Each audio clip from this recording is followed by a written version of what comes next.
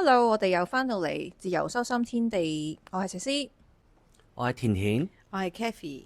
今日呢，我就想講一樣嘢，因為成日都聽呢唔同時間線嘅自己係咩意思呢？要喺邊個角度睇先？嗱，你可以用再前啲時間，而家呢個時間線嘅能量好唔同啊！我哋講翻前啲先。嗱，有啲人呢會去催眠啦，催眠當中可以揾翻唔知邊一世嘅自己做過啲乜嘢，咁樣嚟形容呢個時間線啦。但係時間係唔存在噶嘛。但係呢，喺嗰陣時嘅意識，我哋係唔會明白時間唔存在嘅。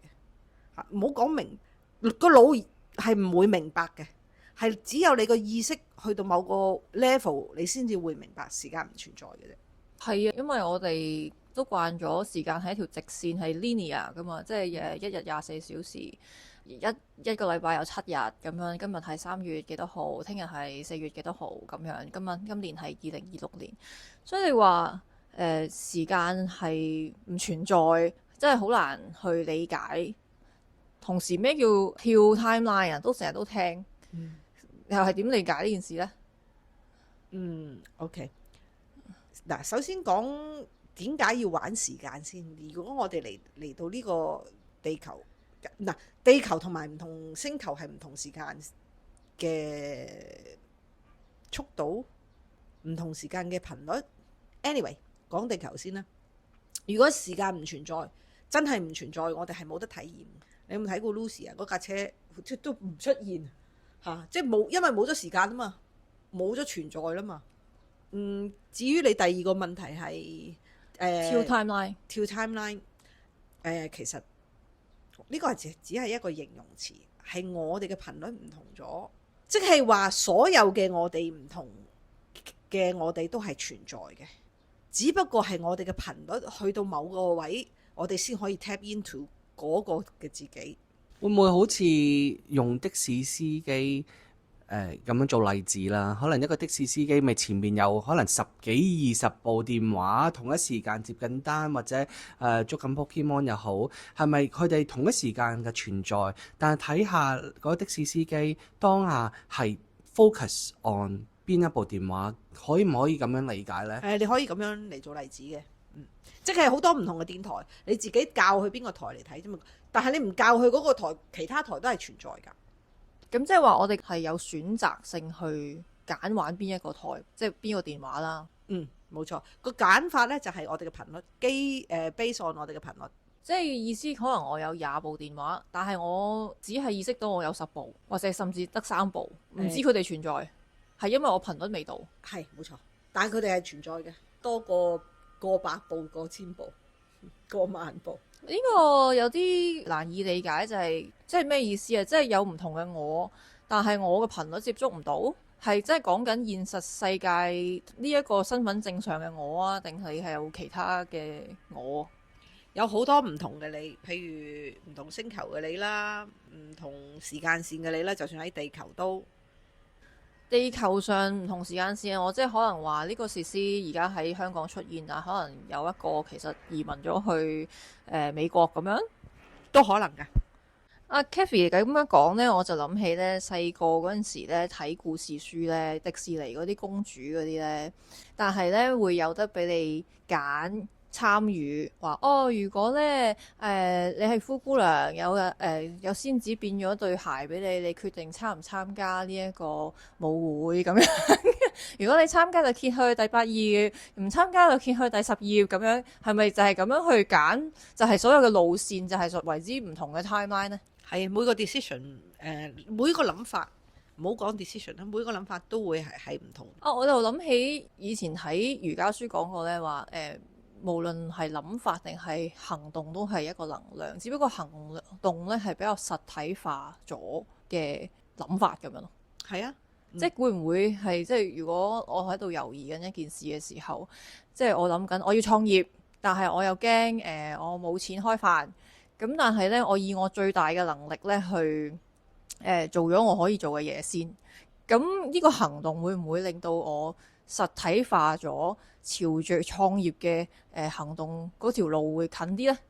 當然啦，但係有啲人呢，你即係得個諗字唔做呢，嚇，又會唔同咗嘅喎。咁咪就係去咗得個諗字嗰條 timeline 啦。冇錯啦。咁呢個我稍為理解咧，但係你話即係唔係同一個我嘅時間線，又係咩意思呢？你唔係淨係做過時師噶嘛，你個靈魂玩過好多嘢噶嘛。例如係古代人噶嘛？古代人啦、現代人啦、未來人啦、外星人？未來嗰個唔係人，未來嗰個係小灰人。小灰人，小灰人、外星人，係哦啊，咦，原來係咁樣，呢個係一個新資訊。咁好啦，咁 let's say 我接受呢件事，我係可以係小灰人，或者我係做過古代嘅中國人或者日本人咁先算啦。咁呢啲時間線又點樣影響我呢？會影響你嘅，譬如嗰個時間線嘅執着啦，嗰、個內疚啊，whatever 嗰扎嘢，其實成功都有會影響你㗎。嗰、個時間線有啲成功嘅嘢啊，執着嘅嘢啊，都會影響㗎。咁聽落又幾得意嘅喎，俾佢哋影響咪俾佢哋影響咯，都冇乜所謂。但係如果例如 let's say 執着會影響依家嘅時師係對某件事情好執着，咁咪變咗對嗰件事情咪成日你自己投射出去嘅嘢喺度顯化俾你睇咯。哦，咁就即係解釋到點解天生係呢個性格，或者其實就係個潛意識嘅組成，可能都同呢啲唔同時間線嘅自己有關。冇錯。咁點樣可以處理或者去搞其他呢啲時間線，等佢哋唔好咁影響自己呢？當你見到有件事好困擾嘅時候，譬如某件事開始出現嘅時候，你入去所謂叫你入去嘅坐啦，即係入去 meditate 去感受佢。首先感受嗰個情緒先。首先呢，你入咗去嗰個情緒呢，你好多時呢，如果夠深層嘅話，你唔係淨係 tap into 自己一個時間線，係 base on 呢個能量咁樣入，係好多嘅差唔多嘅能量時間線嘅自己都可以 tap in。tap in 咗之後呢，你就可以將佢首先你接納咗所有嘅呢啲時間線嘅自己先啦，跟住將嗰個能量轉化咯。我又想問啊，你頭先講到我哋好似有幾部電話喺度咁樣噶嘛，然之後我係可以揀去邊一個台、邊一個電話玩。咁同時間嗰幾部冇俾我揀中嘅電話呢，佢哋有冇意識嘅呢？佢哋有冇意識啊？通常呢，要處理嘅呢就係當下啦。你當下 focus 嗰個台呢，你就處理咗個 order 先啦，係咪？呢個又唔可以用的士嚟形容喎，要用拍戲喎。即係譬如你拍咗嗰出戲，你個菲林仲喺度噶嘛？咁你會記得噶嘛？因為你真係拍過呢出戲啊嘛。當你記起嘅時候，佢咪出現咯。哦，即係當嗰橋段或者某樣嘢令到你記起呢樣嘢嘅時候，佢咪出現咯。哦，即係好似你當自己係一個演員，我有拍過好多個劇本嘅，但係我遇上我人生嘅劇本，我喺嗰個愛情戲嗰度，實在係蕩氣迴腸到我走唔翻出嚟。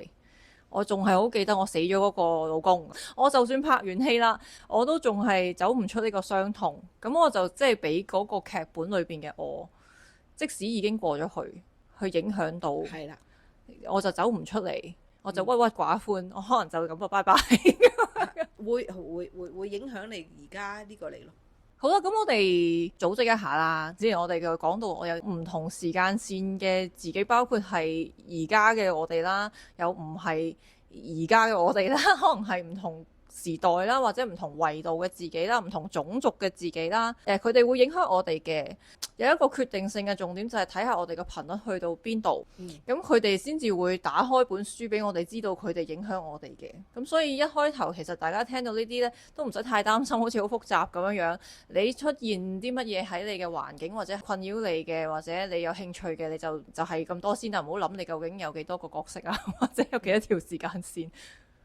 我諗首先知道自己唔係淨係人類咯，即係唔係淨係呢個自己咯，係我會講自己知道自己係一個 consciousness， 或者你哋叫神，點樣形容詞都得，喺呢個位置知道理解先。我聽到呢件事，我係覺得好興奮嘅，因為個遊戲突然間廣大咗好多，好多嘢呢好似又唔係咁重要。以人嚟講，你生啊死啊，或者錢啊，或者老啊、肥啊瘦啊就好重要。但係如果你講到我係一個小灰人，或者我係曾經係一條魚嘅話，呢個故事又完全唔一樣噶咯。田田你點睇呢？我就覺得都幾有趣嘅，即係講時間線啦，我都覺得係時間其實都唔係好存在咯。咁都睇翻自己嘅頻率去到邊，你中意玩咩咪玩咩，最緊要覺得玩得舒服啊，玩得輕鬆啊，就係我自己喺呢個修心入邊最有期待、最有 passion 嘅嘢。就透過唔同嘅時間線又好，或者以前記憶又好，點都好，就反而係要當下翻，所以就每個人嘅修心嗰個 purpose 都唔同咯。當你越嚟越去了解自己，你嘅頻率就會所謂嘅提升啦，或者再覺察多啲自己嘅頻率，咁你揀嘅嘢先有得揀咯。如果唔係，你就好似前面得嗰兩部戲，或者兩部電話，或者哎呀點解拍來拍去都係嗰啲電影咁嘅，都冇咩特別嘢嘅。咁可能因為你自己嗰個能量未去到嗰個位咯。哎呀，我好同意啊！即係呢個咁好玩嘅態度呢，就會令到成件事輕鬆好多咯。係咯，就冇咁趕住去做任何一樣嘢咯。你會唔會有啲補充啊 Kathy 或者 advice 俾我哋咁呢？其實呢個範圍係好大嘅。嗱，之前呢，我學佛啊，就話喂，所有要合一啊，好多合一。咩叫合一呢？原來係接納所有嘅自己，即係當自己某個人格或者某個自己出現嘅時候，接納翻佢，同佢合一翻，嗰個就越嚟越多翻嚟接納翻自己嘅時候，嗰個合一能量係唔同嘅咯。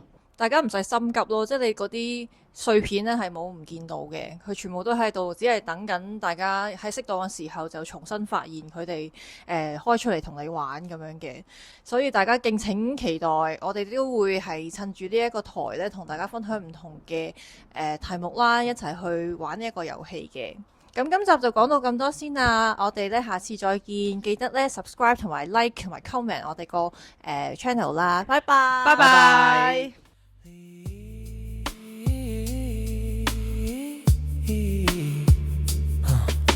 星河万里，多少個月亮，換了面具都是一樣，只有你和你和你，看得透徹就變 free。